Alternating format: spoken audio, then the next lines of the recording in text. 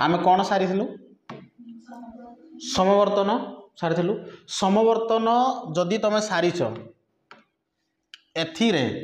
तुमको वन समवर्तन कौन टू अनुमान कौन एटा तो अनुमान तो समवर्तन गोटे भाग बा अनुमान समवर्तन होची अनुमान गोटे अंश हाँ कि नहीं अनुमान कौन आ अनुमान प्रकार भेद को भी तुमको मन रखा हेब जो आरोह अनुमान अवरोह अनुमान जो थिला तापर व्यवहित अनुमान अव्यवहित अनुमान कौन एगुड़ाक मुझे सब 2-3 मार्क आलोचना करदेवी टोटाली ओरिड हबार किसी आवश्यक ना गोटे गोटे आलोचना करी ठीक अच्छे अनुमान सेमिति समवर्तनर नियम वर्तनर नियम तुमको मन रखा पड़ो आउ गोटे थिला सरल समवर्तन कौन आउ गोटे थिला सीमित समवर्तन कौन बुझाला कि नहीं एतिकी तो मोस्टली तुमको जानी था पड़ो जदि तुम समवर्तन सारीच ताहले एतिकी तुमको मोस्टली मन रखा पड़ो कौन कौन प्रश्न हम समवर्तन कौन प्रथम प्रश्न सेकंड प्रश्न होची समवर्तनर नियम कौन हो पारे समवर्तन सरल समवर्तन कौन असरल समवर्तन कौन अनुमान कौन अनुमान को जो भाग करा जायछि आरोह अनुमान अवरोह अनुमान कौन बुझौछि ना नहीं सेमिति व्यवहित अनुमान कौन आउ अव्यवहित अनुमान ये जो 5टी 6टी जो प्रश्न है 8टी जो प्रश्न है ये प्रश्नर उत्तर तुम जानी दरकार नेक्स्ट क्लास रे मु एई समस्त प्रश्नर उत्तर तुमठू मागिबी ठीक अच्छे आज आम पढ़ा कौन व्यावर्तन एटा भी बहुत सुंदर चैप्टरटे व्यावर्तन बुझेगा कि नहीं भलरे बुझा चेष्टा कर व्यावर्तन आम क्या कहते जमी समवर्तन आम कहते जो अव्यवहित अनुमान हेतुवाक्यर उद्देश्य पद सिद्धांतर विधेय स्थान एवं हेतुवाक्यर विधेय पद सिद्धांतर उद्देश्य भाव में जब व्यवहार करें समवर्तन बोली कहूचे हाँ कि नहीं प्रथम नियम थिला एटा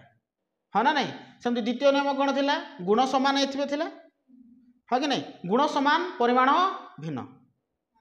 बुझेगा कि नहीं गुण समान परिमाण भिन्न तृतीय नियम थिला कि कौन अव्याप्त पद सिद्धांत व्याप्त हेबो ना हेतुवाक्यर कौन अव्याप्त पद सिद्धांत व्याप्त हेबो ना एक्यूरेट ठीक सेमिति ही व्यावर्तन मध्य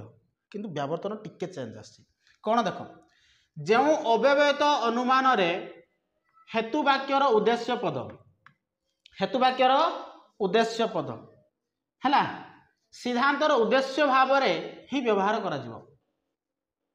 उद्देश्य पद को आम कौन करवा उद्देश्य भाव में ही व्यवहार करवा एवं हेतुवाक्यर विधेय पद को सिद्धांतर विरुद्ध पद भाव में व्यवहार करी हेतुवाक्यर निहितार्थ को सिद्धांत रूपे ग्रहण कले ताको आम कौन बोली कहूचे व्यावर्तन बोली कहूचे बुझेला कि नहीं ओके जेमिति पूर्वरु थिला ठीक सेमिति एठारे हेतुवाक्य को व्यावर्तनीय बोली कहुजिवो सिद्धांत को कौन कहुजिवो व्यावर्तित कहुजिवो हाँ ना नहीं हेतुवाक्य को कौन कहुजिवो व्यावर्तनीय कहुजिवो आउ सिद्धांत को कौन कहुजिवो व्यावर्तित कहुजिवो एति क्लियर हैला तो वर्तमान देख नियम अनुसार प्रथम जोड़ा कहुछि कि आमे जो हेतुवाक्य अच्छे सपोजली क आउ ख एटा हेतुवाक्य हाँ कि नहीं क आउ ख हैला एटा सिद्धांत से कौन बोली कहूँ हेतुवाक्यर उद्देश्य पद कहले कौटा क विधेय पद कहले कौटा ख बुझेगा कि नहीं हेतुवाक्यर उद्देश्य पद सिद्धांत हम उद्देश्य ही रही जहाँ हेतुवाक्यर अच्छी उद्देश्य पद ताहा ही कौन हम सिद्धांत रमिति सिद्धांतर सॉरी हेतुवाक्यर विधेय पद सिद्धांत कौन हम रे विरुद्ध हम कौन हम विरुद्ध हम शुण ताने यहाँ अ ख हेब एति बुझेला ना बुझेला नहीं ताने उद्देश्य पद कौन हम उद्देश्य ही रही सिद्धांत आ विधेय पदर कौन हम विरुद्ध पद हम एति बर्तमान देख एठे गोटे उदाहरण निया जायछि मा देखे समस्त छात्र चतुर अटंती उद्देश्य पद किए चतुर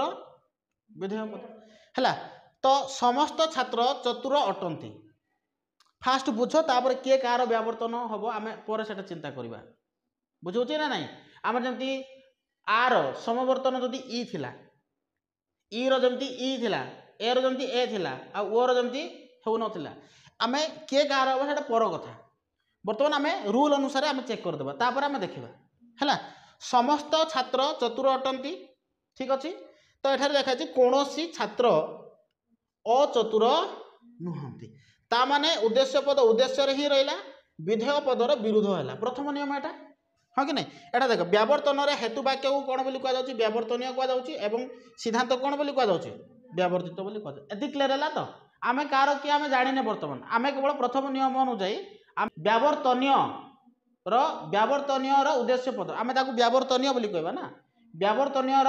उद्देश्य पद सिद्धांत कौन हम उद्देश्य ही हम आ व्यावर्तनीय विधेय पद सिद्धांत कौन हम तार विरोध हम ये क्लियर है तो पर आम चिंता करवा तार आर व्यावर्तन किए हम इर किए हम से पर कथा ये क्लियर है तो बर्तमान बुझ यार नियम देख प्रथम नियम कौच एवं जोटा आम आलोचना कले ताहा प्रथम नियम ता माने व्यावर्तनीय उद्देश्य पद को व्यावर्तित उद्देश्य भाव ही आम ग्रहण करवा एवं व्यावर्तनीय विधेय पद को व्यावर्तित तार विरोध पद भाव ग्रहण करवा प्रथम नियम मो नियम भी काली की पचारि ठीक अच्छे सेकेंड नियम कौच व्यावर्तनीय और व्यावर्तितर गुण सामान रहिबो नाही सेटा सामान थिला एटा सामान हेबो बुझला कि नहीं अर्थात व्यावर्तनीय सदर्थक हैला बेले व्यावर्तितटी कौन हेबो नंजर्थक ठीक अच्छे व्यावर्तनीय नंजर्थक हेले व्यावर्तित कौन हम रे सदर्थक ताने गुण असमान रहिबो ताने आमे या करि परिबा जदि आ हेउची ताहेले कौन होई पारे गुण असमान करबा ना आमे आर एदर ओ होई पारे नले ए होई पारे हाँ कि नहीं आमे तो परीक्षा कले जानिबा कार किए हम बुझौछि ना नहीं आम सब जाक नियम को अप्लाई करिया पड़िबो कारण आ तर्क वाक्यटी क्यों तर्क वाक्य सदर्थक तर्क वाक्य हाँ कि नहीं गुण दृष्टि भिन्न हम कही ना तेणु ओ तर्क वाक्यटी क्यों प्रकार तर्क वाक्य नंदर्थक ए तर्क वाक्यटी क्यों प्रकार तर्क वाक्य नंदर्थक तर्क वाक्य ठीक अच्छे सेमिति इ तर्क वाक्य कौन हो पारे ओ किंबा ए हो पारे हाँ ना नहीं सेमिति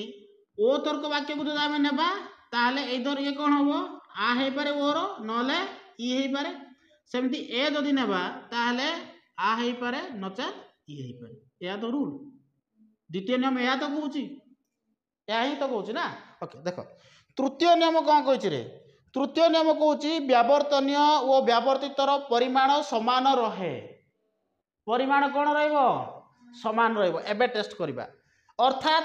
व्यावर्तनीय सार्विक हेला बेले व्यावर्तितटी सार्विक होता है व्यावर्तनीय आंशिक हेला बेले व्यावर्तितटी मध्ये कौन हम आंशिक होता है एबे आम जानिदेबा देख गुण भिन्न हम कही परिमाण सामान हम कही हाँ ना नहीं आ तर्क वाक्य निय आर गुण आम सदर्थक नियम दृष्टि 2 नंबर नियम कौन कही गुण भिन्न हो हाँ कि नहीं तेणु आर ताने आम जदि ए करवा आर परिमाण सहित ए परिमाण सामान ना नहीं परिमाण सामान ना नहीं दीटा जाक कौन सार्विक ताने आर व्यावर्तन किए रे जानीला ना बुझीगला नहीं ओके सेकेंड थिंग सेमती इ जदि आम धरिबा इ सदर्थक तर्क वाक्य 2 नंबर नियम कौन रही गुण भिन्न रहा ये जदि सदर्थक हो नंदर्थक आम क्या नेबा ओ को नेबा आउ एमाने परिमाण दृष्टि दुईटा जाक समान आंशिक ताने इ किए है ओ है ओके सेमिति एमाने जहाँ हेले ओ रो तो इ एका हबो सेमिति ए रो किए हबो हाँ बस काम खत्म सरला ओके देख चतुर्थ नियम कौच व्यावर्तनीय कौनसी पद व्यावर्तित व्याप्त हेब ना व्यावर्तन कौन पद अव्याप्त पद जोड़ा थी सेटा कौन व्यावर्तित व्याप्त हेब ना व्यावर्तन कौन अव्याप्त पद एटा लेखा जा कथा कौन अव्याप्त पद व्यावर्तित व्याप्त हेब ना। क्लियर है कि क्लियर है तो।